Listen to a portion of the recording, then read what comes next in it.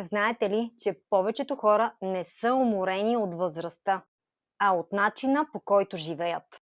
Истината е, че можем да хакнем собственото си тяло и да имаме повече енергия, по-добър метаболизъм и по-добро тяло.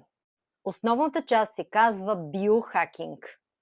Биохакинг означава да разбереш как работи твоето тяло и да започнеш да използваш храна, сън, спорт по правилен начин, да изградиш правилни навици и всичко това да работи за теб, а не срещу теб. Защото тялото ни е като система, а когато знаеш как да я управляваш, започваш да имаш повече енергия, по-добър метаболизъм и по-добро здраве. Аз съм живият пример за това.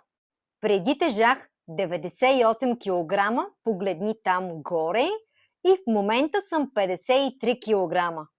Без операции, без лишения, без глад. И знаете ли кое е най-интересното? Тогава бях по-млада. А след няколко месеца ще навърша 50 години. Днес имам повече енергия от всякога.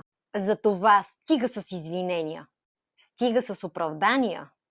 Промяната става, когато човек е готов и реши да стане по-дисциплиниран, да започне да следва правилните насоки.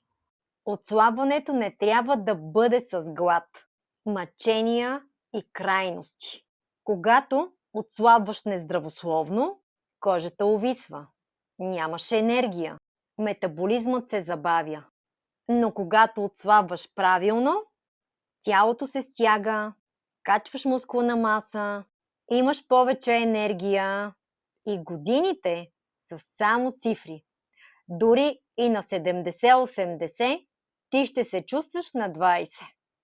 Истината е проста. Ти решаваш. Топката е в твоите ръце. Ако имаш нужда от помощ и съдействие, пиши промяна и ще ти помогна. Заедно ще успеем по най-правилния начин, по който ти заслужаваш.